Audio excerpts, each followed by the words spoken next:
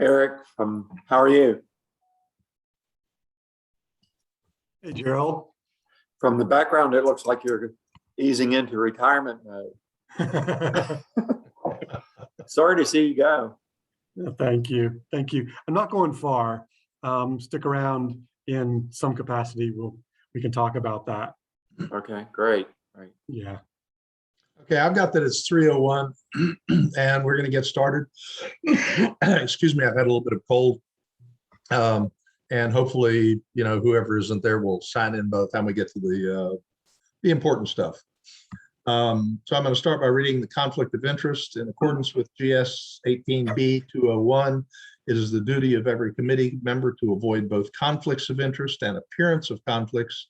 Does any member have any known conflict of interest or appearance of conflict with respect to any matters coming before the committee today? If so, please identify the conflict or appearance of conflict and refrain from any undue participation in the particular matter involved.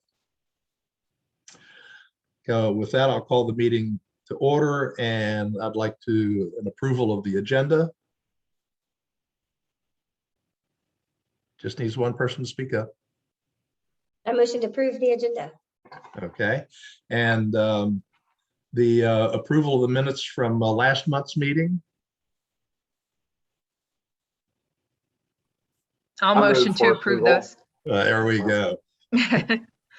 Okay, public forum. Does anyone from the public have any comments? All right, then we'll move on to the agenda items. The first will be the communication and marketing, and I hope that you all have had an opportunity to look at the logo color and variations, and I'm going to pull that up over here.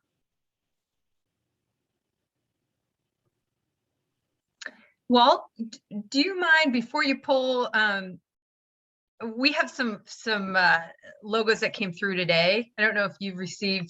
It just happened this morning, so we were thinking. And Ann, feel free to jump in here if I misspeak. But we wanted to just walk the advisory committee through the process, because it's been ongoing for about 6 weeks now, and then share with everyone where we arrived today. Eric, I'm especially excited for you to see these, since you saw everything but color. Yeah. So just wanted to, it's been really comprehensive. So just wanted to have an opportunity to talk through that before we do the unveiling. Okay, Does that yeah, work for you? go with it. And I don't have control of the screen, so putting them on the screen would be better. And I don't have that, or have not seen that email. Okay, you know what, Anne, before we get started, do you mind emailing Walt what Reggie sent us noon today? Sure. That would be great, and he or Eric, whoever is controlling. You just said, Walt, you don't have the screen, so maybe copy right. Eric on that, and then Eric can share that. Okay, so I want to start with just so everyone knows, we had our first meeting with Curve Theory, which is Reggie Tidwell. We met at the town hall on 11/15. We discussed the overall branding needs for Woodfin Parks and Recreation. We provided directional feedback to Reggie based on our initial 2 meetings we had with Kristen at AB Tech. For those who don't remember Kristen, we were initially going to use a student from AB Tech. She was our student, and then she had some personal things that came up that precluded her from being able to assist. So we sourced a new agency, and we landed with Curve Theory. So spent about an hour and a half going through some initial comments with Reggie. We also brainstormed what Woodfin Parks and Rec means to the community and how to best represent, and that is certainly visually speaking. So talked about the assets of Woodfin and what brings people together, and what's in an outdoor setting, what is so important and what's meaningful to the people of this community. We also collectively determined through a comprehensive discussion that we feel Woodfin Parks and Recreational Department should, one, live outside the logo as a title around the exterior of the mark. And then we also decided that it should be written as Woodfin Parks and Rec. So you'll see that here shortly. We talked about our timeline and the deadlines looming over with Silverline Park. And then we set our next meeting for December the 1st to review with Reggie his initial concepts. Okay, so not quite there yet, but almost. Sorry. No, no worries. I just got excited. I was like, I think I can share it. I got a little excited. Sorry about that. No, it is exciting Just though, love isn't it, you. Ann? We've been working hard on this, so we're really thrilled to share with you all. So the second meeting was on 12/1, so last week, and Reggie presented just in black and white 3 different concepts to us, and we collectively discussed pros and cons of each option, and it was a pretty extensive meeting. Like really thought through every opportunity to see, you know, his vision with each graphic.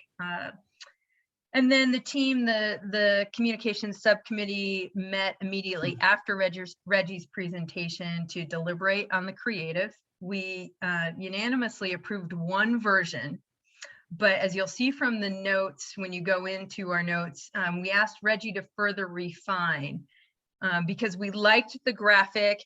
His graphics were very vertical, and I think, Ann, you brought this to the table initially, changing the direction of the logo. So we all were fond of 1 version, but we wanted to see it turned and play, and we wanted him to play with vertical versus horizontal.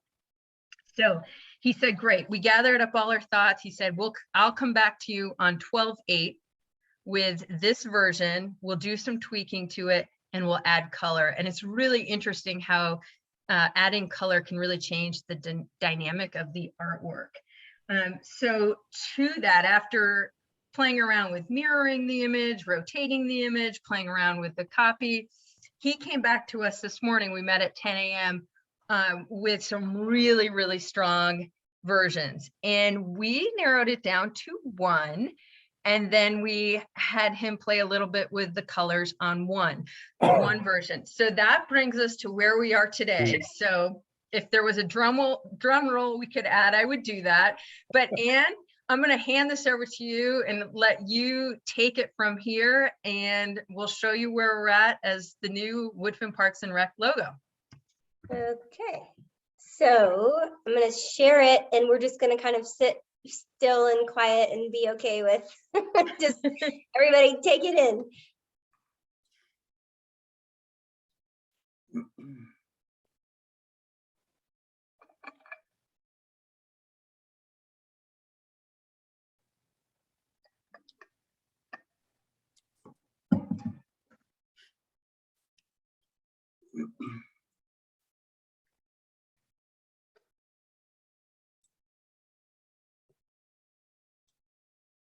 So what we really liked about this logo is there are many places in here to kind of find what you see, and different pieces that represent the breadth of the potential for Woodfin Parks and Rec. And so I Reggie said we could feel free to share his thinking on it and share our thinking on it, but I'm kind of tempted to just be quiet and see if anybody has any initial thoughts or reactions or comments.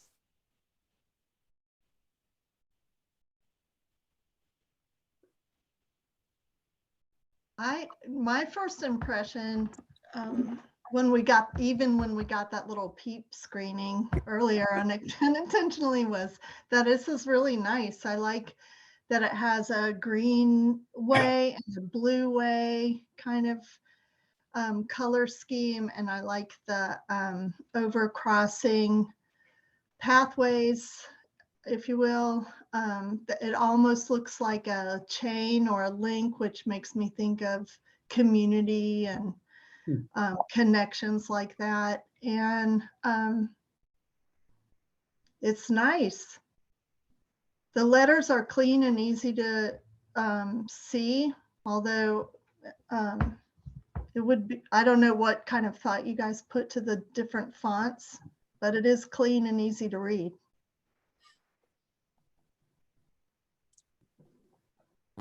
I agree with Lucy. I really like the blue and green. I like the one in the center best, with the lighter grayish brown is to me the trail going through the links of the community. I appreciate all the thought, the work. It's great. I also like it. I liked it. That was the one that I liked from the original one that was loaded up to the Teams folders. In choosing between the distinctions between these three, I would be hard put to have a favorite. I like the on the blue and the green. I like the fullness of filling up the circle. However, on the one on the left that has the gray on the top and the bottom, that seems to provide a bit of a border, a boundary that contains both the blue and the green, which somehow, I don't know, fills the circle for me a little differently. And I guess my favorite would be the one in the center, although my eyes keep getting drawn to the one on the right because of the three, bolder lines that are going from left to right.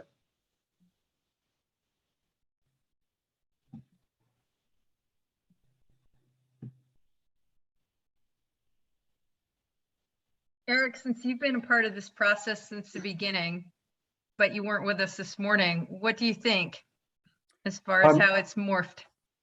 I'm happy with the result. I'm really appreciative for the process and for bringing Reggie. You all have done a great service.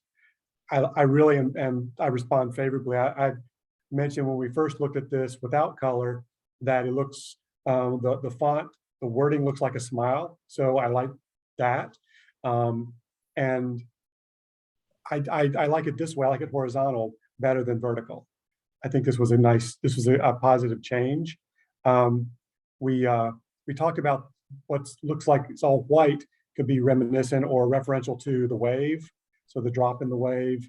And so there's so many things about this that I think resonated with the group during the discussion that I was part of. But I appreciate that you all have taken the lead on this and brought us back something really good and useful. It could be replicated in many different ways and different branding opportunities and peripheral items, which I just think is going to be great for the town. And so thank you. Good job. Thanks. So as far as next steps, do we want to come to a consensus? I'm not quite sure how the process works from here. I think Luke was on the call, but maybe had to jump off. And I want to also add, he's been hugely instrumental in seeing opportunities in these logos, and it's been really helpful to have him a part of this process. But should we vote on this, or should we hold it to the subcommittee to make a recommendation to the commissioners? What are next steps on the process here? Eric, what are your thoughts on that? I think for the purposes of the advisory committee, well, first of all, backing up, is one of these the one that you were looking at, or are you looking at this as being the suite of choices and the different, because we talked about some variations on wherever we land. And so is that what this is representing? Or is there one of these three that you all, as a subcommittee, have agreed upon? It's my understanding that we need to lean towards one final. Okay, good. And So then he's then- gonna take those, that's kind of his next step. Once we say this is the one, then he'll build his brand package off of that. Got it. Got it. And so then for process, I think that simply the subcommittee's recommendation, unless the advisory committee has strong objections to that, is what we will go with. And I'm operating, so I know we're in a transitional period. I don't think anyone on the town board is especially invested in this particular decision. And if we follow the path that Jason had always gone down, he introduced things and there we were, and we used it. I'm entirely comfortable with that. Of course, I've got one foot out the door, so I can say that with low risk, but I think, I understand that the board makes decisions, but not all decisions. In operational, I think it would simply be an unveiling to them. This is where the advisory committee landed and staff supports it. And this is what we're using. We're going ahead and making signs now. That's what I see happening. And we can Hey, report this to is them Luke. next week. There he is. And I'm on the call too. Yeah, so if you want the subcommittee to decide, I can tell you where we're leaning, and that was kind of the middle logo. And one of those, looking at, I wanted to point out, like Chris brought some aspect to this, is when we're looking at embroidering this or putting on a smaller shirt or something like that, the three colors on top, three colors on bottom will probably lend itself to a more uniform type logo. And so that I just want to, because there's a little bit of, we looked at this from all aspects. And so it was kind of neat to see the process. So I'd say, if, you know, the subcommittee would probably say that the middle is the choice. And if this committee is good with it, we'll just go with that. I would favor that. A recommendation from the subcommittee gets endorsed by the committee and passed on to the board.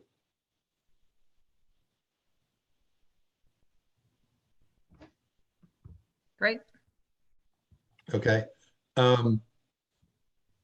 Was there, at some point, there was some discussion about a different town logo as well? Eric, has anything been done about that? And is there some consideration of, you know, a bit of a marriage of the two, or, you know, some relationship color-wise or any other way? Yeah, that's a good question. The only discussion that I recall having about the town seal, which is in the world of government, I've seen seals and logos. Seals go on official documents, logos go on more informal, and they're usually more friendly. And there is no discussion right now about changing the seal. That would continue to have its purpose. Now, it is possible that we could hire Reggie to incorporate these colors, these tones of green and blue, into that particular graphic. But that would just be a nice to have rather than a must have, as I see it. So no work on the town seal. Okay. So, you know, show of hands, voice vote, something. Is everybody in agreement with, you know, endorsing the subcommittee's recommendation that the center is the one that we'll be choosing? We'll be recommending? Do you want to just do a roll call for a vote, Walt? Sure, that'd be fine. Okay, you name everybody because you can. Okay, Anne, Middle. Coral, Middle. Lucy, Gerald, Yes. Middle. Yeah, I guess that was okay, right? Gerald, you're breaking up a little bit, at least on my end. Sorry, middle, And, yes. and Brian? Middle. Okay. All right, so we've got the meeting coming up in 2 weeks. Yes. So how about we add this as a recommendation to our recommendations for the 30% design and present it to them that way.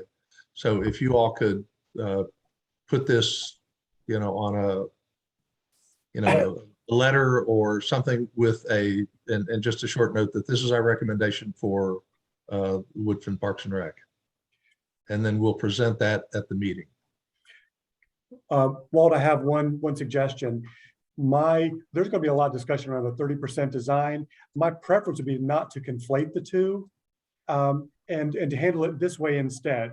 When at the end of each meeting, as you recall, there is a report out like by department, and we have one that Luke will be doing, walking through on the Greenway and Blueway.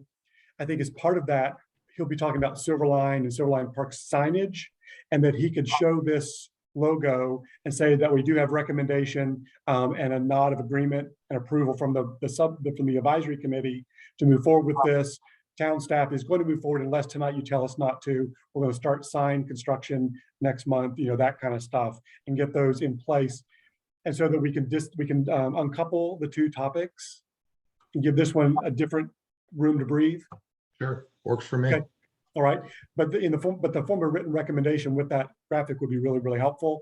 And then if the committee is okay with Luke just carrying the water on that, he's quite capable of doing so. He's been part of the process. Yeah, I think we should have a clear-cut sign off by the town that, so that it's, the board says yes. And yeah, and so for those things that aren't necessarily like a formal vote, the way that we've done, so for example, with our employee benefits, we simply said, this is our plan going forward, following the direction, the general guidance that you gave us. Unless you tell us not to, we're going to proceed. Now, what discussion would you like to have? So rather than a formal vote, it would still be part of the record, but it wouldn't be like the ayes carry it and that kind of a thing. Because I don't view this as being that type of a decision point. And there's a little bit of urgency around signage if we want the signage, and that's the only thing. And we can simply say we're happy to take this off, off the discussion tonight and hold off. It just means we won't get the signage constructed sooner rather than later. No big deal, no harm, no foul, really. That's right. I just don't want the board or somebody to come back in 2 months and say, "Wait a minute." Right. I understand. I understand. Kind of CYA kind of a thing. I'm again, with 1 foot out the door, I'm willing to take the heat. How brave of me. Okay. Coral and Ann, do you have any other information? Anything else you want to pass on? I don't at this time. I will say that we're in the midst of populating a calendar for press releases. And Excellent. now that we're 2/3 of the way there, actually farther Nice. along than that on the logo, we'll switch gears and Nice. be focusing on publicity efforts. Okay. And how do we stand with Reggie? Has he completed his book? No, so now we needed to give him the final version. So that'll be the next step.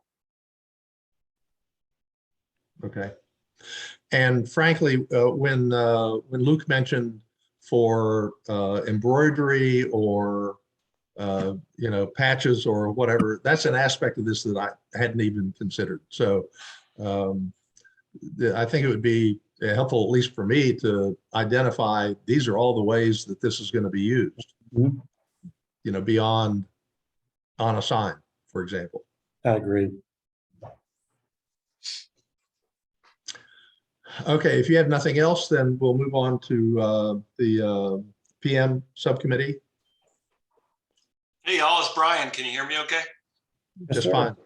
All right. Our subcommittee had a meeting the end of November, and Lucy, Gerald, and I, along with Luke, we just, during the meeting kind of summarized, following up from our last PGAC meeting, The request for a business plan for the new parks correlating with the time frame that they'll be needed. The request for a framework of things like categories like expenses, revenue sources, staffing, asset management, and maintenance as some of the business plan elements. We discussed, we kind of did a talk around the table as far as any templates, examples that we have from our work that'll help guide our work together, and determined our next steps. So from next steps that we agreed on, so our team will provide guidance, advice, and input and support Luke with the building of a framework for starting up a new Park Blueway. And we'll focus on a startup / business plan for the upcoming parks. Right now, we're in a phase where we're gathering existing input, templates, lessons learned, customized elements of a startup plan in order to build a specific startup plan for the town of Woodfin new parks. Some of the resources that we're kind of diving into right now, because we all realize we could kind of, I guess, recreate the wheel or take what we know already and develop this from scratch. But instead, we're gonna start by gathering our resources, look at other examples, etc. In addition to all of the feedback that we've heard from the community, from you all around the table, etc. Along the way. So having said that, Lucy mentioned that she's willing to coordinate a meeting with the Parks and Recs manager.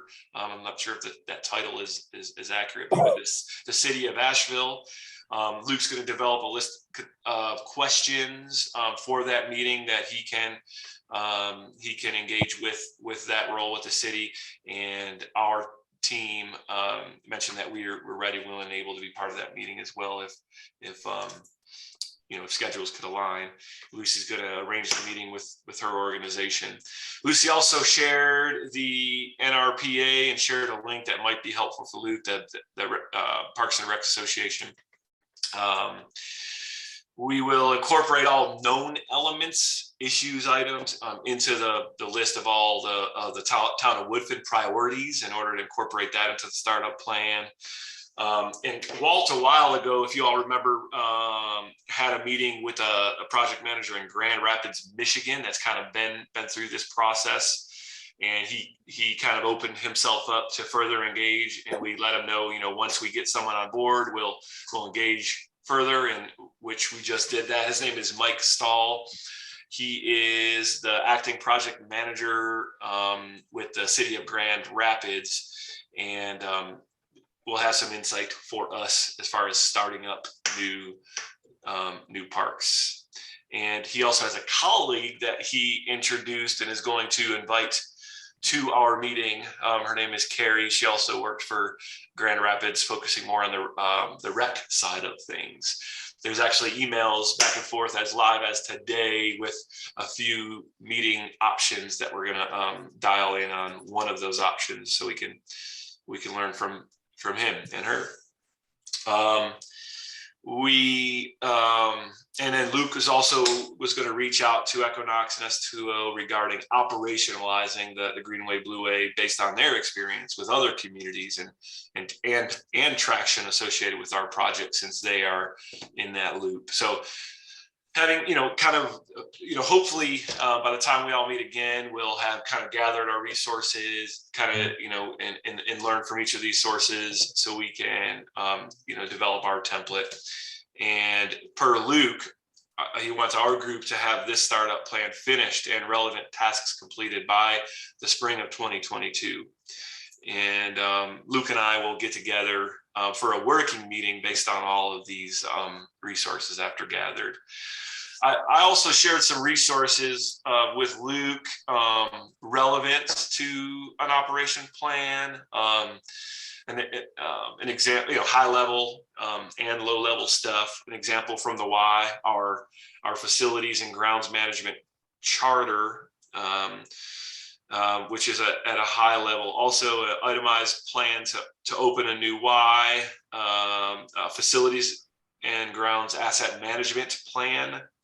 to help track assets like major mechanical, HVAC, asphalt, and other walkways and grounds and such.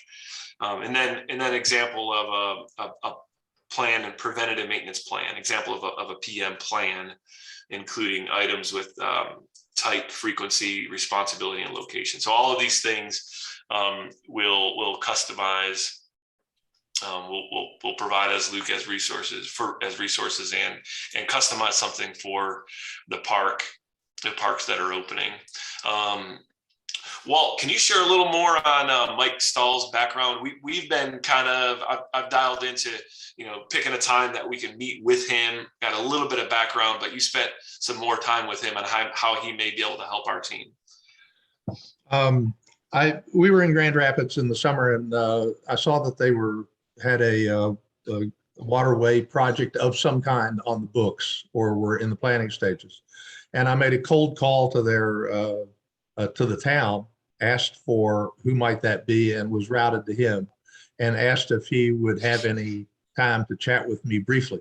And he said, sure, let's meet down by the river. And we ended up sitting down there and talking for nearly 2 hours.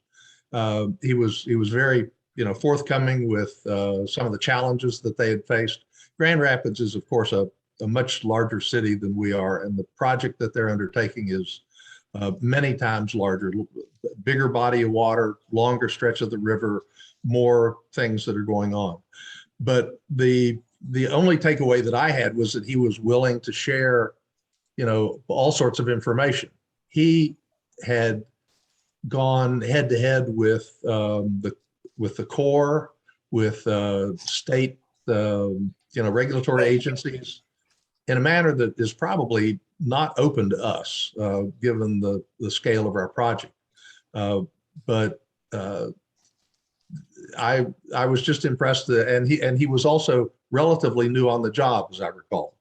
I just didn't have enough background then, and probably not now, to ask him in depth about his background or his requirements or what his job description was or anything like that. What I was taken with was his willingness to meet with me, to spend as much time as he did, to speak very frankly about some of the problems that they had in dealing with the regulatory agencies and within the town. And that's what led me to think that you all that are more, in that school would benefit by talking to him. So other than a general positive sense of having talked to somebody that seemed to be doing about the same thing, I can't elaborate much more than that. Well, thank you for that, Walt. I appreciate you kind of initiating this opportunity for us, and look forward to diving in further with Mike and Luke and Carrie also from the rec side. Gerald and Lucy, do you have anything else to add? Luke? I think you've done a good job of covering all that we've discussed. Thanks. Agreed. I have nothing else to add. Good job, Brian. Same here. Okay, then we'll move on to new business, and the first order of business is the administrator transition update, where that stands. Eric, that's all to you. Sure. Well, it's still a work in progress as to how that's going to look exactly. What I can tell you is at this point, the board, the new members of the board, so the 3 members of the incoming board, as well as some of the incumbents, have met, discussed what they would like to see process-wise to fill the spot.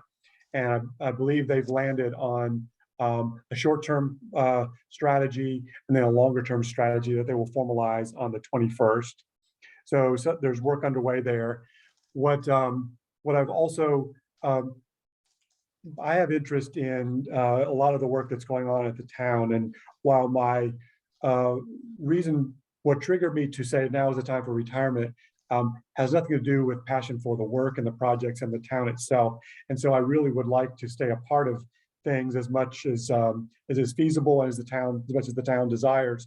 And to that end, I've offered to come back and work on contract in the beginning of February and work on various projects. And the couple of examples that I gave to them, and I'm working now on the scope of work, but one is particularly related to the project. And so however I can support Luke working in and out with funding partners, the community, as well as the project itself, be a sounding board for him. That's one of my interests where I think I can add value. And the other is through the budget process this year for the town in supporting the Sherry Powers, who I think is on the call, is our who joined the town about a year ago, hasn't been through a budget process with Woodfin, though she has several under her belt from previous experience. So making sure that she feels supported, has what she needs. I'll be working with her on that.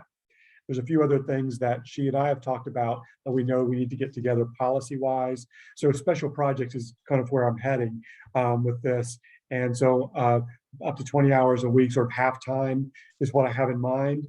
And the board has given tacit agreement that that would be desirable from the town's point of view. So I think that continuity is really what we all have interest in. We don't lose any of the momentum that we're realizing that we're seeing right now. And this particular project, you know, is a passion for a lot of us because it's a definer for Woodfin, as we know, and it's so ambitious and almost audacious for a town the size of Woodfin to be at the table working on this and realizing some of these elements now. So to walk away from that, to me, was just a huge hole in my heart. So that motivated me quite a bit to take the job in the first place, and then also to say I'd like to support town staff and this committee, however I can do that going forward. So that's where that stands right now. I'm working on scope of work. We'll also bring that to the board on the 21st to formalize that. Then, like I said, I will take off the month of January and then hit the ground running in February. If the business plan, the startup plan is not completed by then, and there's any additional work that can be done then, that's the type of thing that I would be interested in, as well as working on property acquisition for Greenways and supporting that effort. You know, there's so many moving parts, as we are realizing with this project, that another set of hands who has a little bit of knowledge about the project can only help the town and can help Luke in his work. So that's where that is. After, or at least through January, and moving into, you know, however you see your time being occupied, what's going to be our channel of communication? Will it be through Luke to get the information to the board? So I would say let us follow up with you on that after the 21st and see where that shakes out, and then, because there may be a different decision maker, and then that decision maker can work with Luke and figure out how to go forward. Okay. Does that work? Fair enough. Yeah. Very good. Yeah, I just want to make sure that there's no, you know, you've been the primary contact with the board. I want to make sure that there's no lapse. Absolutely. Understood. Yeah, I have the same interest. Okay. Anybody have any other questions for Eric?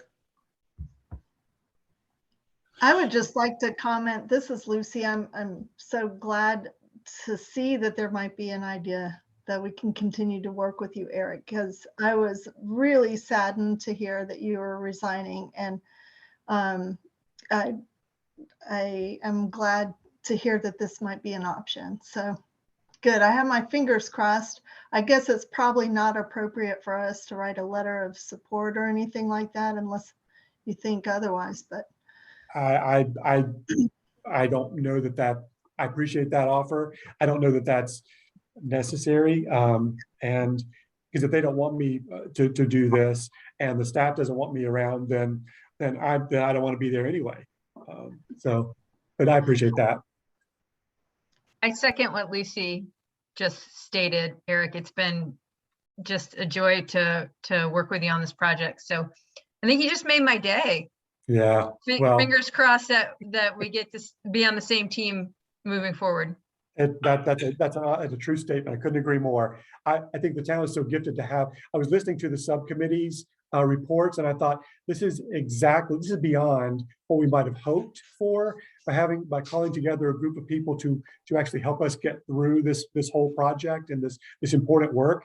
You just knocked my socks off. I'm really happy. Makes my work easier. Makes Luke's work easier.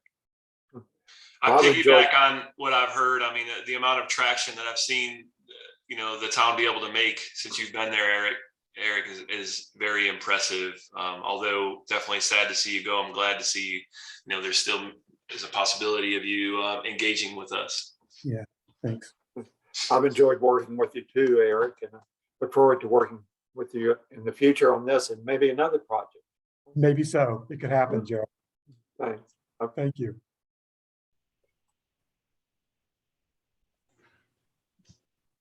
Okay, moving on. The next item that I put on the agenda has to do with the fact that in looking at the sort of post-opening period and talking to Brian over the last month or 6 weeks or so, that there are a lot of issues that are going to come up once the parks are open.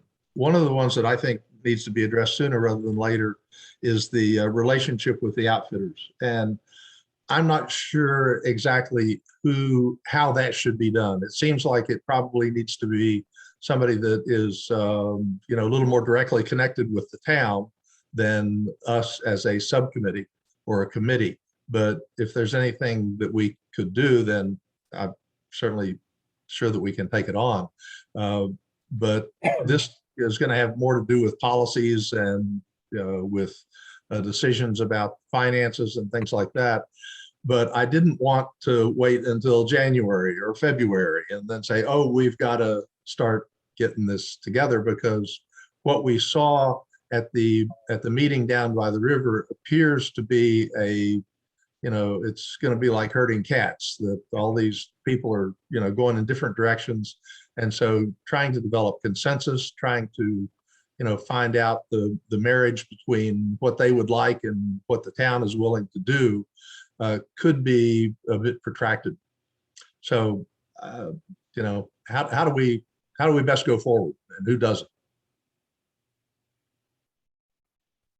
That's for frankly, Eric or Luke or. I'm curious. I have a question for Brian. Yes. As you were describing the startup plan and consulting with Grand Rapids and others, thinking about the relationship that the Y has, is there any expectation that will be part of the scope of that particular assignment, that task? Yes, we talked about this as a PM subcommittee too, as far as developing a list based, after hearing from everyone, and that is has been one of the town of Woodford priorities to define the relationship with the outfitters, how they need to be. And I hope that we gain some insight from whether it's Grand Rapids or the city of Asheville, or from Equinox S2O. But we don't want to put all of our eggs in that basket, and kind of rely on, implementing exactly what we hear from them. Right. It's definitely going to be a conversation with our subcommittee as well as the local outfitters. Luke mentioned a little bit. I think, do I remember correctly, Luke, that you had talked with some of the outfitters already, and then I'm happy to help coordinate a meeting. I have a relationship with both Derek and Brennan from French Broad Outfitters, for example.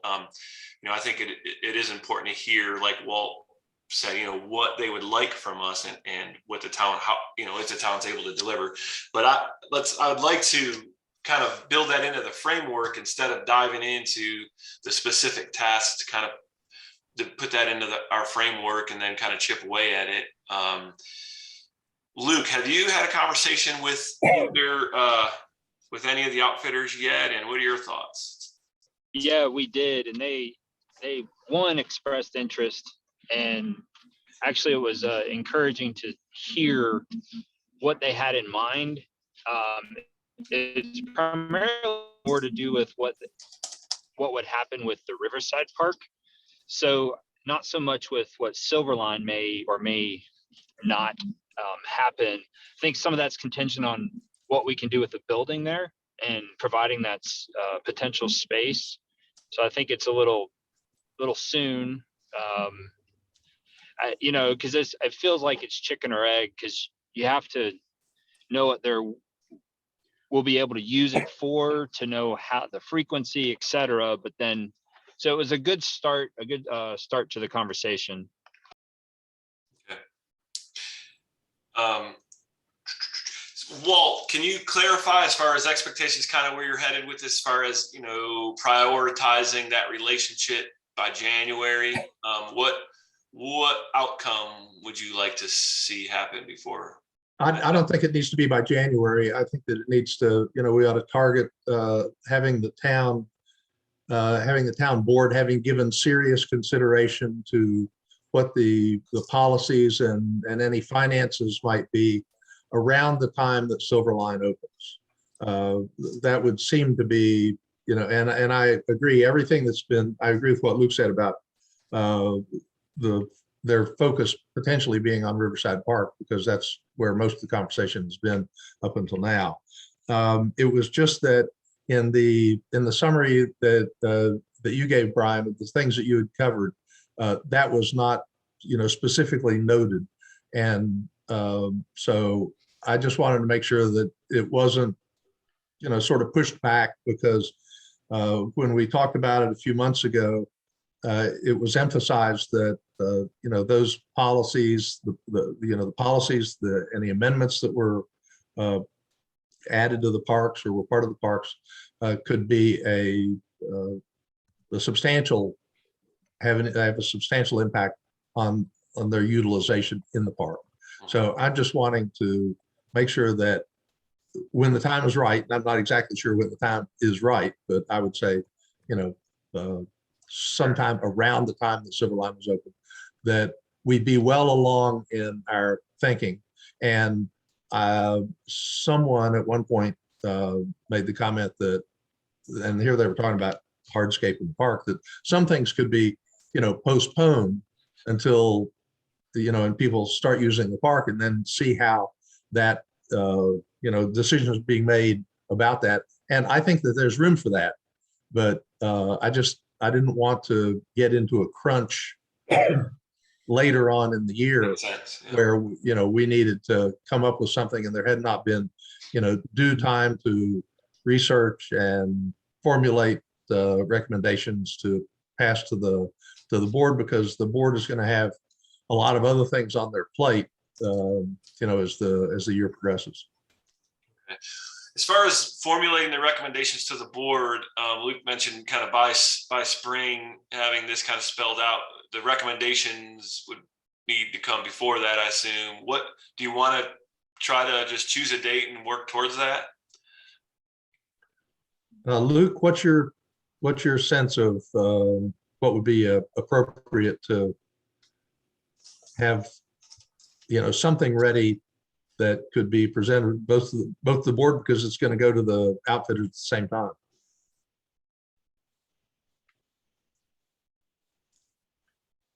Silence is me thinking. That's fine. It's hard to gauge and judge what this is for me, because it's hard to tell you the solution when I don't have a clear read on the definition of the problem, if that makes sense. I have a general framework, so I need to, with the team's help, step back and kind of break this down, because part of this is, I don't know what outfitter is going to use Silverline if Riverside isn't there, versus, you know what I mean? It's going to be, that's what I'm struggling with. So conversely, I'm struggling with giving you a timeline. I think at this point, clearly it doesn't need to be by January or February or anything like that. It's just that it seemed that as we were talking about parking and river access and things that took up, potentially large amounts of space and capital, that decisions around how the outfitters were going to use it was occupying a large part of that space.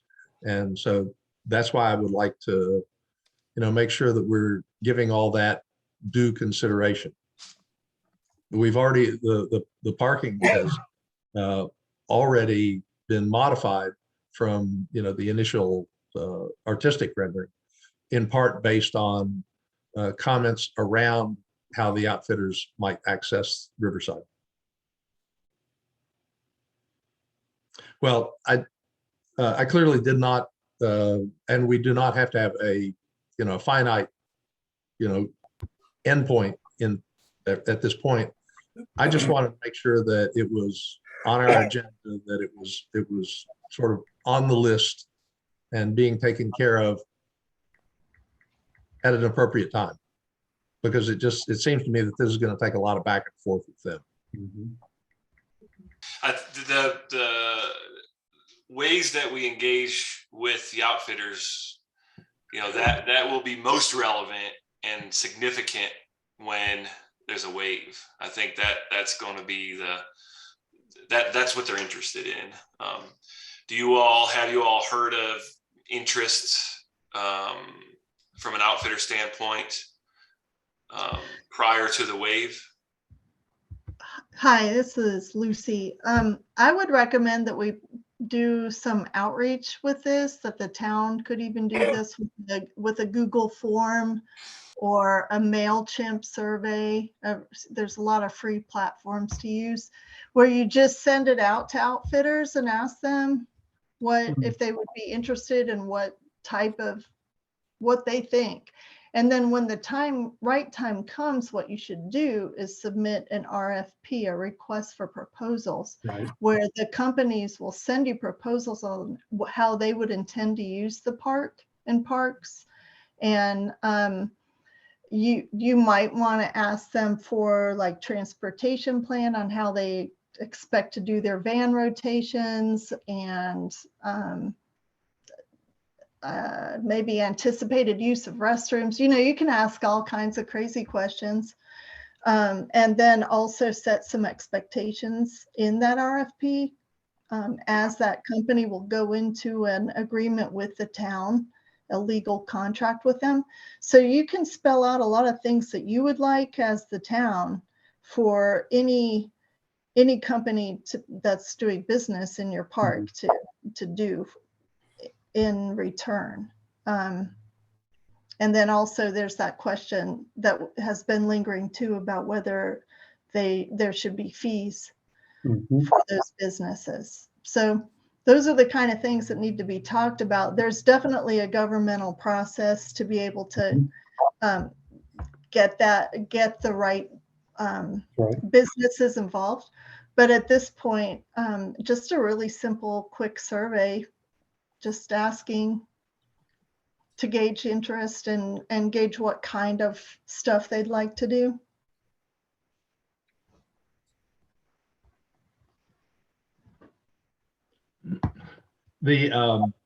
I realize that the bulk of the interest is going to have be around the wave.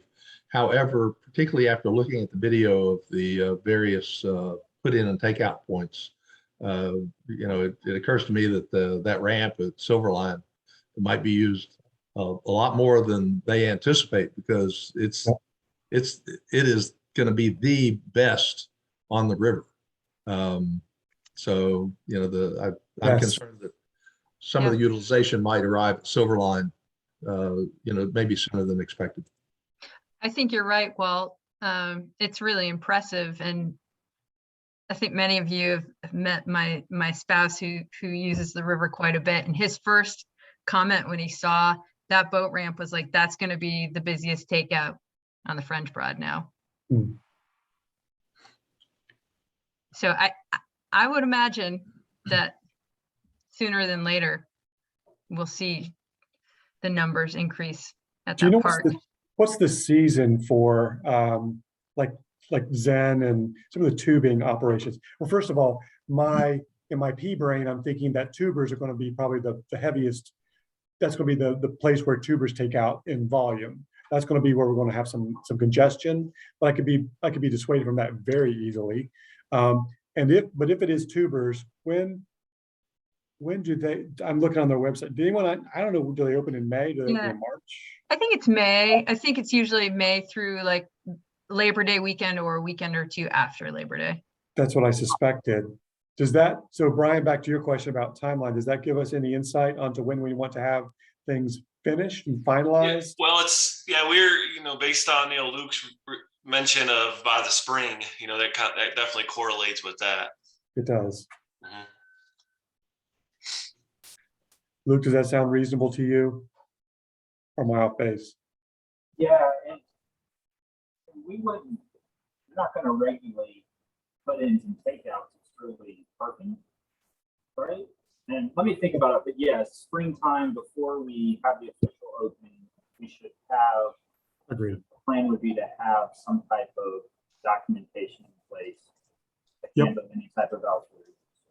I'm not precluding any type of income potential from this, and I'm not precluding limiting the number of outfitters. I've heard some of those just dropped, as sort of asides to conversations. And so I think what this subcommittee is going to be looking at, and Luke, you'll be weighing into and figuring out, we may find more structure than we think at this point. I agree with Walt. I think we really do need it, and we should anticipate it for Silverline because we're building it and they will come. And it'll be the furthest, I guess, downstream major takeout that they're. I mean, it's going to be it. Until Yeah, the the next one. paddleboarding folks, I could imagine will make great use of it too. Yep, it's great. And it's one of the more scenic sections. It's a beautiful section. Yeah. Initially, it'll be Wonderful. fewer people until the word's out that there's a takeout farther downriver. So yeah, I think we should plan for it. Yep.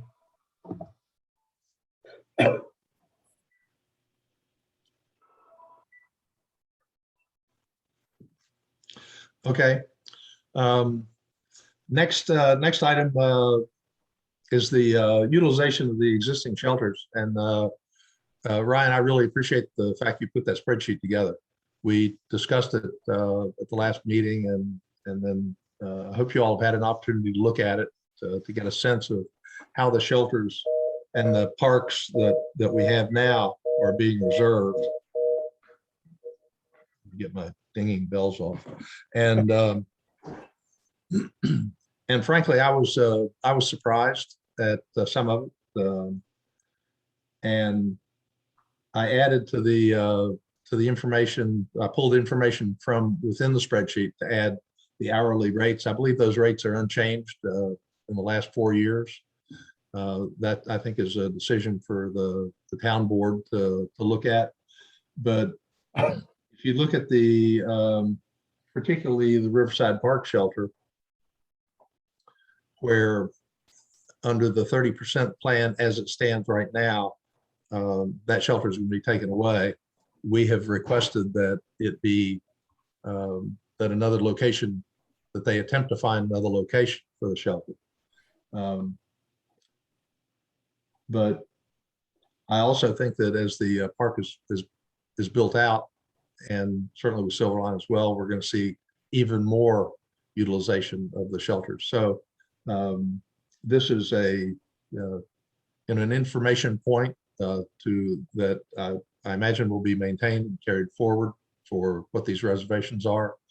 And I'm not sure if, at this point, if we need to make any additional recommendations because we've already suggested that the board or that Equinox try to find an additional shelter for the ones being removed. But this to me adds some metrics behind that request. And I also was not aware of the amount of money that that they generated, or potentially the additional amount more that they could generate. So I hope you all have had the opportunity to look at that. Does anybody have any comments on it? Okay, on to old business. Riverside, 30%.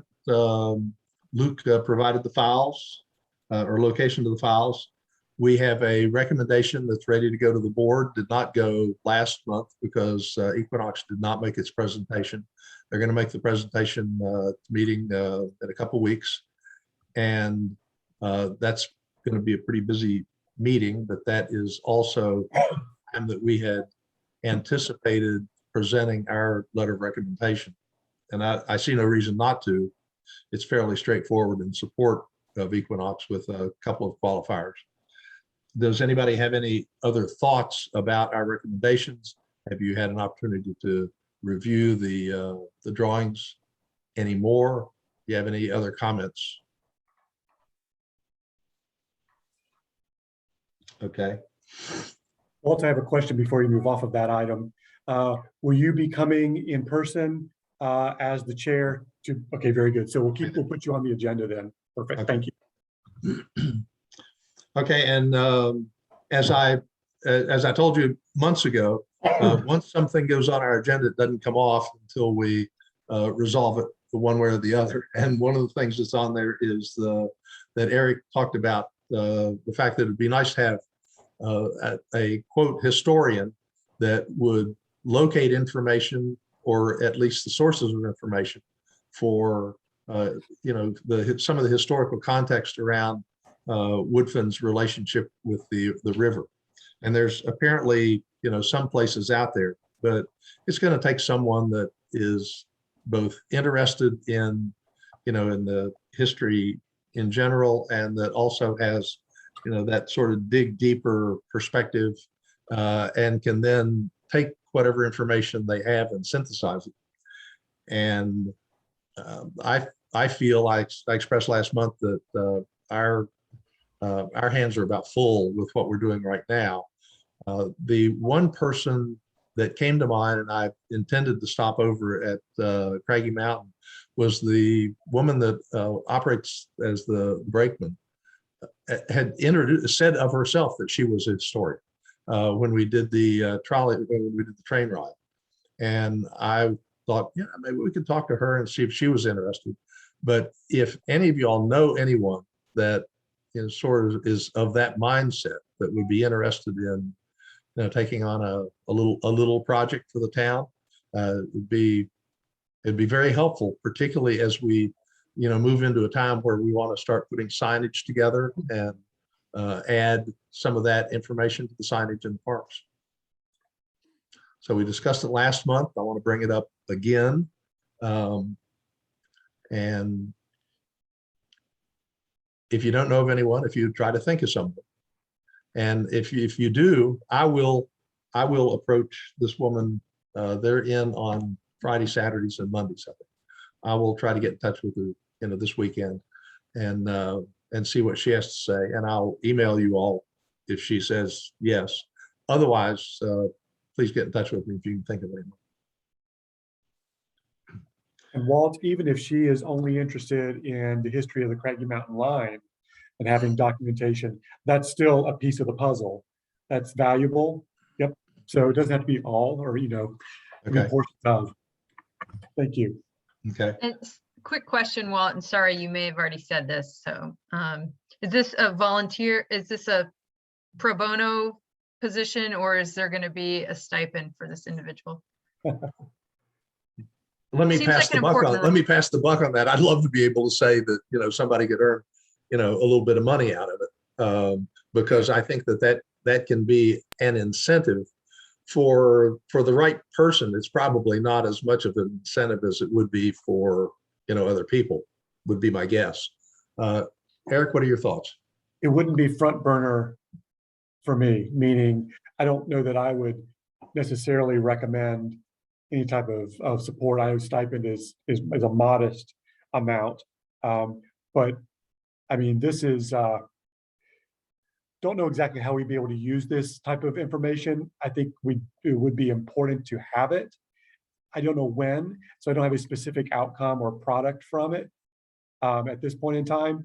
So it may be that we just shake the bushes a little bit, see does anyone have anything that they might be able to provide, even if something's already documented, or at least some direction on some repositories of information. This might be something that I could work on for part of my time if the town finds that to be valuable. because I'm interested in it. I do think there are opportunities to use that material, some material, but I don't really have a specific use for it or use case right now. I'd like to see that they didn't receive anything in excess of what we're getting paid. That kind of limits. Yeah, First checks, Walt. I agree. I think it's a lofty ask personally, without any give back. It's an important role to document the history of this town. But I'm also super sensitive to it right now, trying to maintain employees at my office, and you know, it's a challenging time. Yeah, I mean, I think we can certainly see if she'd be willing, and then. And I'm not shutting the door to that, to your interest there, what you're saying, Coral. And if that was a recommendation that came from this committee, then that would have weight.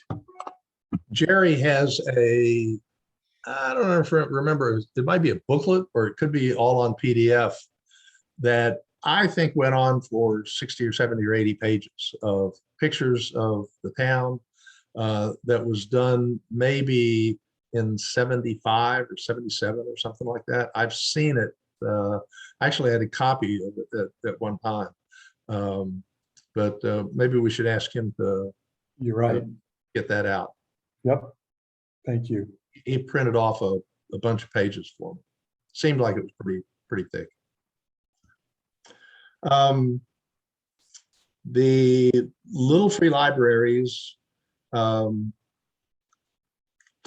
personally think is a good program.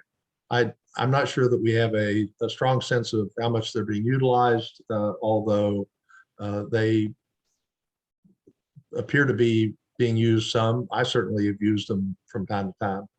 The one that was at the ABC store was put out apparently on the side of the road or by the boxes and was stolen or taken or trashed or whatever. But I think that it is a nice amendment to all of our parks. I think I would like to suggest that we put one in Silverline, and we've got two of them in Riverside right now. One of them is down towards the school, is sort of at the far end and is not heavily utilized. That one could be taken up and relocated to Silverline. They cost, I'm going to guess, $280, $300. Right. They're not nothing. And I realize that this is a small thing, but it got on the list, and so it's going to stay on there until we make some decision about it.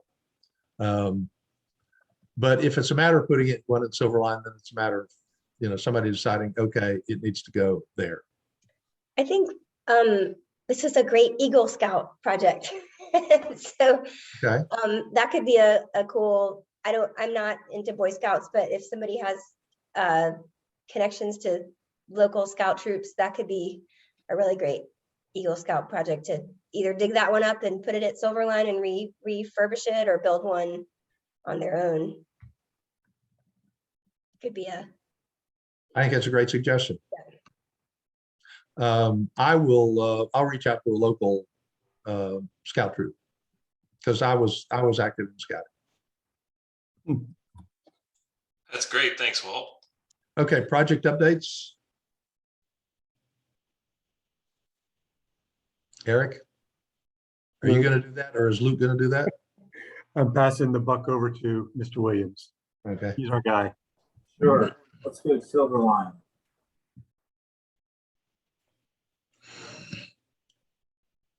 All right. So Silverline, 30% design we talked about will be presented December 1st. When we say 30% design, that is pretty much 100% on the plan view. What this does is it locks in the major components of that plan so that we can move forward with more detailed design. Excuse me, Luke, at least on mine, you're kind of breaking up. I'm having a little difficulty hearing you. It might only be me. I could hear you plainly earlier. No, I'm having trouble too.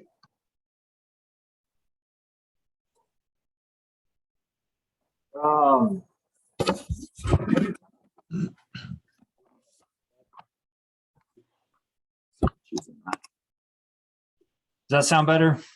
Yeah, that's much better. Yes.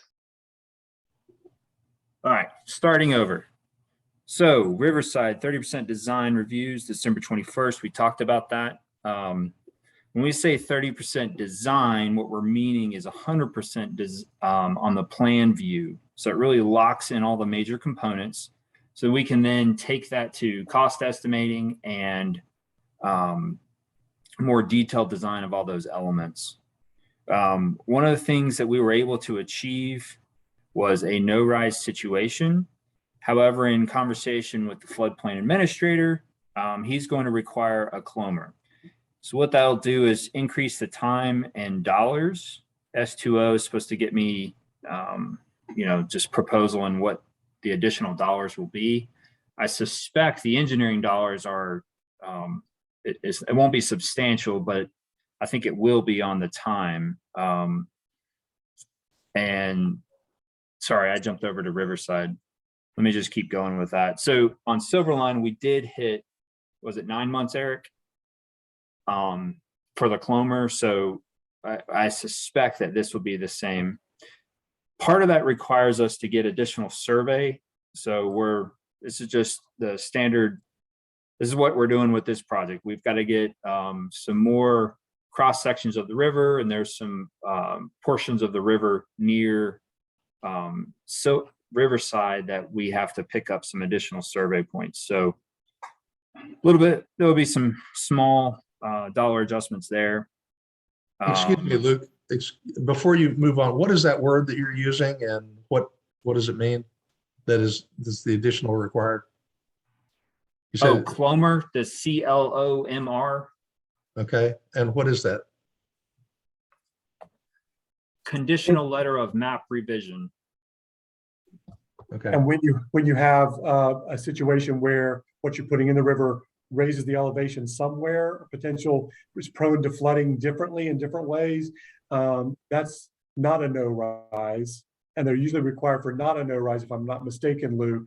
But I think the floodplain administrator wants belt and suspenders. So no rise, but still get the clomer. And then when the project is completed, I think, Luke, it's the conditional letter until your project is completed, then to be accountable to that you built to spec. It's the letter of map revision, which is formal. Is that right?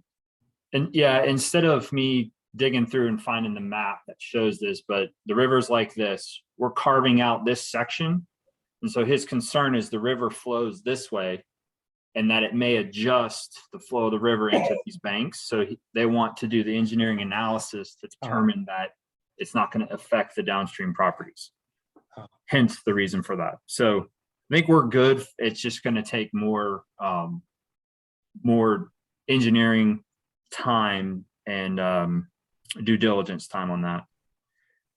One of the risks that's still out there is just on the west side of the river, there's a portion of land that's really not claimed by anyone. So we've got to do the research to determine who that is.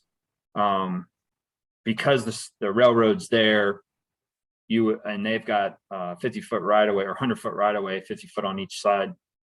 You suspect that they own to the riverbank, but it's not indicated on like GIS. So we've got to dig into the records and find that. Part of that is just starting that process of coordinating with NS so that we can, there's two parts. We need to have construction access, and then also to be able to tie the wave structure onto that side of the bank. Anyway, we already talked about the logos. That's a little bit on Riverside. Sorry, I threw up some gravel here. What I wanted to talk about was Silverline first, but here we go. So this is the boulder toe wall, and it is really starting to shape up. Don't see it. Yeah. Am I sharing?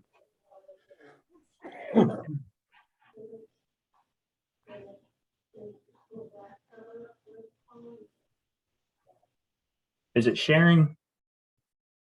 Or did I stop? It's not sharing. Sorry. You think the young guy would be able to work technology? And that's me calling myself Which side are you seeing? Website or picture? Yeah, Google. All right. I'll eventually get it. There we go. There you go. You go. All right. So we have completed the concrete. The Cofferdam is then, well, on this previous slide, what I started talking about, there's much ado about the Cofferdam, and that surrounded a portion of this site. And then that's been since scooped up and moved downriver. And what you see here is that's probably course number 2 of these rocks. And well, let me say they're boulders, because frame of reference is kind of lost in this picture. And those are 4 foot, 5 foot wide on some of the big ones. So they're fairly large.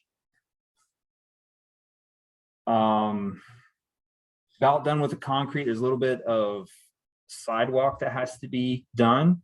They are prepping the site for to pave the parking lots. That's one of the last things we need to do. And I'll just keep kind of going, cycling through some of the neat, like this large tree that's back there. We're going to realign the Greenway portion to try to keep that tree. So it's doing small things like that and trying to get the best product here.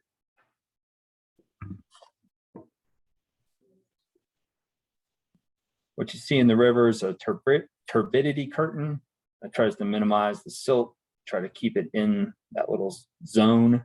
Just kind of zooming along here.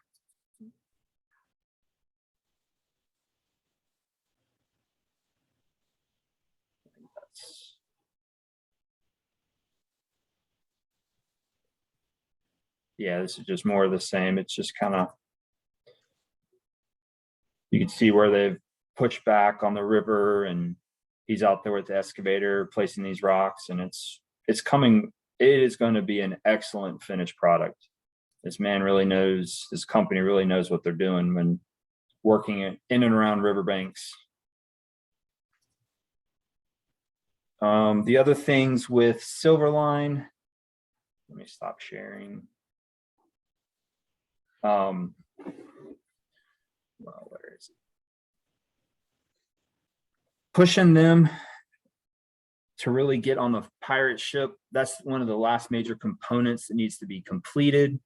Had a redesign of the foundation, and where it seems like every other contractor is trying to get the last bit in at the end of the year. And so they weren't able to get concrete. So they were actually able to get in and slide it in. So they're able to get one pour in today on that foundation, which that should allow Judd to come back and start on the pirate ship prior to the end of the year. So that's good. That boulder wall, they're probably about 75% complete. And then I mentioned that we're going to pave by Friday or Monday, and that'll get the base course down for all the parking lots and the roads. So that'll really start to button up this park. And been going back and forth on change orders, but I think we're going to land at 53 or 54,000 in change orders right now. Some of the stuff has been processed prior to me coming on board, just paperwork catching up. But we're still in the green. We still have about 50K of contingency left. So I think things are going well. We already talked about the logo. We'll get that into construction of the signage, and those have to be built after the signs are made, like the wood engraving on the sign. So hopefully that'll all line up for that, like a soft opening, maybe February. And then by April, springtime, we'll have some type of formal ceremony to open the park. And that is it. Any questions? I'm so relieved that this is your job. You just sharing all this stuff just feels so, really nice to know that there's someone getting paid to, like, this is all you do and it's happening. So thank you. Well, thanks, Ann. I'm sitting here struggling with, am I saying too much? So.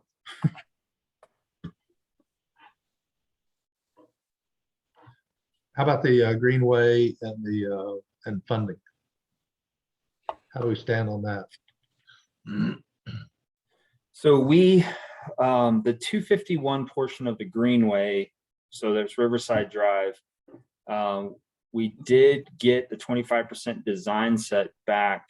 It's called something else from DOT, but so we're reviewing that. It's all of 114 pages long. But this past month, I met with the engineer and both Jeff with HNTB and David Tuck with Equinox, and we walked the whole alignment, working through how we would approach each landowner for acquisition of those greenway and those right-of-way spaces, and trying to figure out what would make the best sense. You know, I won't go into detail here, but there's a section behind the trash. Thank you, Republic, in that I think we had a good approach to them. We'll see how it goes, in that they have been pretty much like, if you want a alignment in the front of our building, you're going to have to build a tunnel to go under, and that's, you know, not going to work. And then on the backside, on the riverside, they're basically pushing us out. You need a cantilever out over the river. Well, is that fair for the town to take the county to take on that type of cost, when we could slide it over 10 feet and take up a portion of the parking lot in the backside? And so I think there's a negotiating point that we may approach in that, like, and so the engineers developing those plans for those options, so that we could potentially go to that owner and say, okay, look, here's what we're willing to do. If you want to maintain whatever this land is back here, then we can build it out as a cantilever, but we're going to ask you to pay for that delta, because I don't think that's fair for the, anyway, so it's things like that.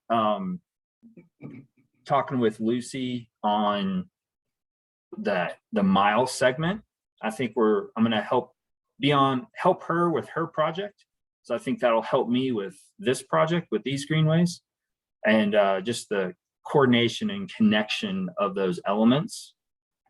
You did ask about funding. We're still at that same $3.1 million gap, but from all the conversations with Eric and the fundraisers, and what are we going to go with TDA and Dogwood, I think the closing that gap will be, it's very positive moving toward that.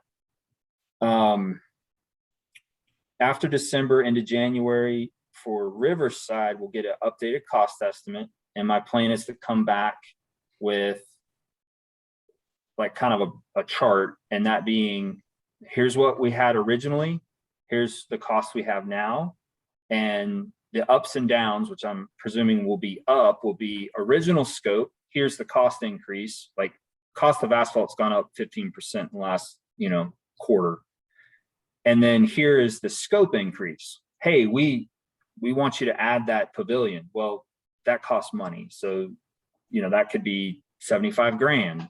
Not saying we're not going to do it, but then that'll trigger that discussion of, depending on how much funding we have, how we're going to phase those the projects out from there. So I think it'll be once I have the information, we'll be able to have a better conversation with that. Have a couple conversations with Tim Love and working with Peyton's departure, and trying to shepherd the project to get the Beaver Dam portion, I think it's task order 3, through the system. So it's just, there's like certain logins he's got to figure out and make, so that he can get into the DOT system to input that as a change order, or not a change order, as a task order, so that we can hopefully get that ball going. And so put it in the engineer's hands, and he's got it for 2-3 months, and that will let that process continue to go. My hope is that we can catch that one up to Riverside so that that can be let as a single contract. And that way we don't, for whatever reason, funding may dictate phasing, but at least we would be prepared for it. So there's a little bit of risk there, but I think that'll give the county time to figure out a replacement for the director, and then all the other staff members openings that aren't there. So any other questions? Is there, or who from the town is primarily tasked with staying on top of, where the money's coming from? That's either working locally or through grants or, through any other potential sources, because we still have a big nut out there to crack. I'd Or claim is that for anyone at now. this point? Pardon? I would claim that for now. That would have been the administrator's role, I think, in doing that. I think Luke, while capable, I think has his plate full. That's just my opinion at this point in time. You may see that differently, kick me to the curb or kick me in the shin. But I think that really is, it's shared. So we're all looking at it and watching it. But I'm having the most conversations with Riverlink right now and some of the potential funders. And so I can see that would be a role that I can continue to play as the primary person tasked with oversight of the budget and keeping that current, making sure we know what the plan is. Luke, do you want to share? We met with in our staff meeting. So monthly, we meet with Riverlink and Buncombe County and the town, and an action item that was this past Monday, is the first Monday of each month. A takeaway, a task action item from that particular meeting was Riverlink is going to talk with our current and previous grant writers who work on contract with the town to look at this comprehensively, not just what can Riverlink bring in, but what is the entire funding strategy. And so she will be coming back, and we'll probably will want to have a placeholder on the agenda in February for this committee for Lisa Riley at Riverlake to come and talk with us and talk with you all about that plan and the strategy going forward.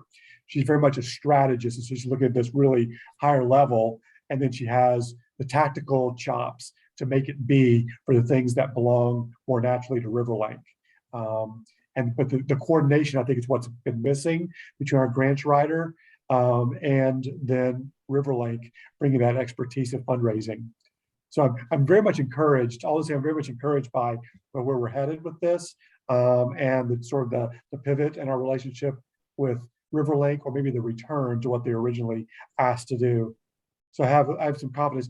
So while you and I both share this little bit of anxiety around funding, especially as we have new cost estimates coming in, it's been difficult, I think, and Luke will attest, from Riverlink's point of view, to fundraise off of something that's not yet fully formed. Lisa describes or likens it to, we're baking a cake and we're trying to put the icing on the cake, but it's still in batter stage. We're still mixing the batter. So we don't know exactly what we're going to get on the outcome. This 30% milestone with the updated revised cost estimates is going to help her a great deal more understand exactly what our target is. Yeah, one of the pieces that I'll do after I get the updated estimates is kind of lay that into a schedule. And from a general perspective, the feeling I get is we've got 6 months, year before we really hit the funding donors or the funding request from donors portion. And it sounds like we've got time to kind of strategize on our big ask, which would be TDA and potentially Dogwood. Then we see what we can get from those avenues, and then we'll be left with a more manageable chunk that you could go after fundraisers. One of the pieces she also looked at, and I think I heard this right, is trying to look back at Riverside, and if there's portions of things that are in the process or already built that people would like to pay for, or, so that just moves the fungible to the, the future column. So kind of looking at all different options there. Okay. Oh, sorry. Go ahead. No, go ahead. Just wanted to quickly add, and I don't have a whole lot of information yet, but I'm happy to report in as I learn more. I was on a call last week with Piedmont Land Conservancy, and they're involved in the state trails project. And apparently there's been 29.25 mil allocated next year for state trails projects in preparation of 2023 being North Carolina Year of the Trail, which includes Greenways and includes, backcountry trails and so on and so forth. And the plan is to have over 100 events, so an event in each county. So I don't know, I want to try to learn more about that funding and how it's being allocated, but that could be something that we could potentially tap into. Coral, do you know, is that part of the infrastructure legislation that was enacted at the federal level? Do you know any more about the source of that? Or it may just be I know that the state has allocated or is allocating more funds. Lucy would be the one to chime in if she has knowledge about this on trails.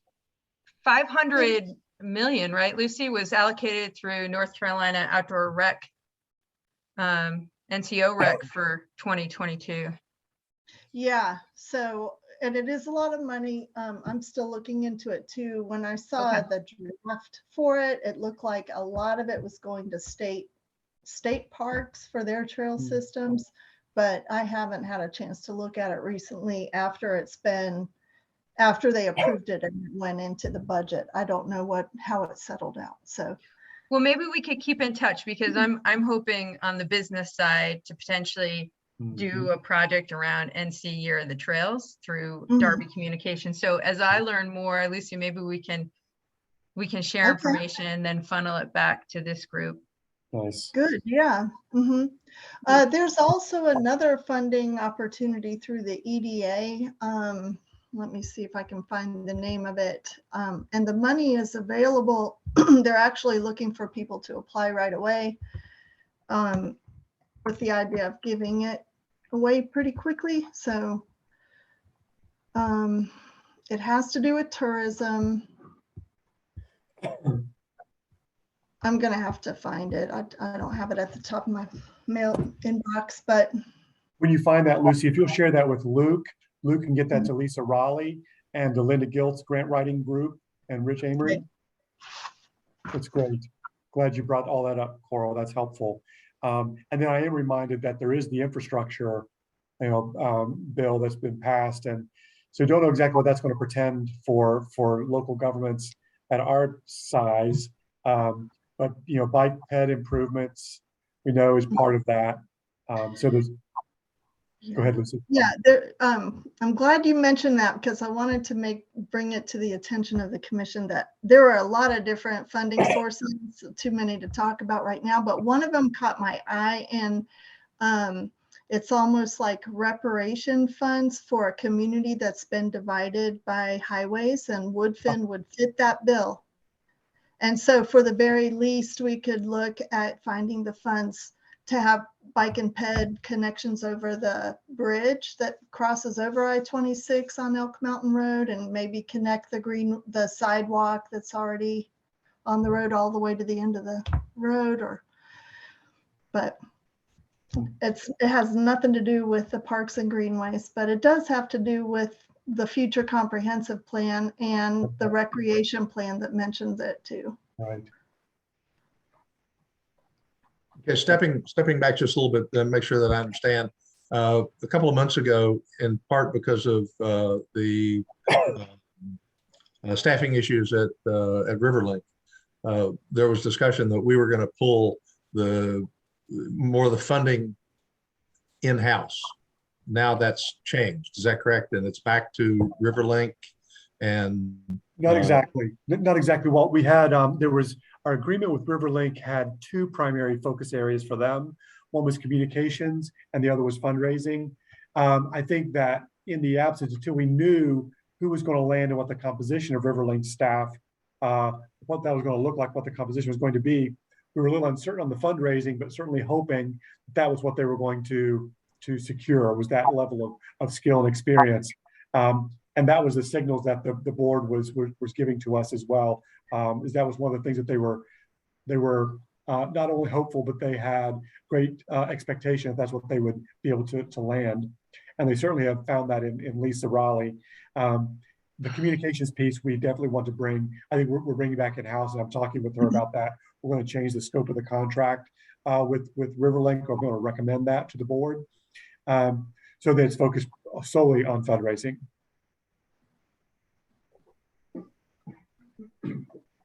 Okay, any other thoughts or comments on the agenda items?